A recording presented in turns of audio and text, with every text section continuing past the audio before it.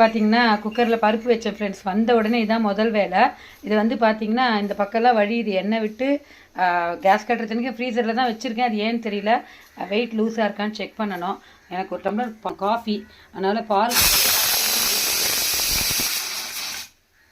கொஞ்சமாக தான் இருந்தது. அதை முதல்ல காஃபி போட்டலாம். புது பாலை வந்து அப்புறம் காய்ச்சிக்கலாம், பேக்கெட்டை விட்டுட்டேன். அப்புறம் வந்த உடனே ஃப்ரிட்ஜிலேருந்து மாவு எடுத்து வச்சாச்சு. காலையில் அரைச்சி போட்டு போயிருந்தேன்.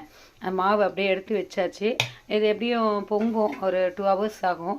இது வந்து பணியாரத்துக்கு மாவு எடுத்து வச்சுருக்கேன். அது கூட அந்த வெங்காயம்லாம் இடியாதிலாம் போடணும். இது வந்து பார்த்திங்கன்னா ஆப்ப மாவு எடுத்து வச்சுருக்கேன், கரைக்கணும்.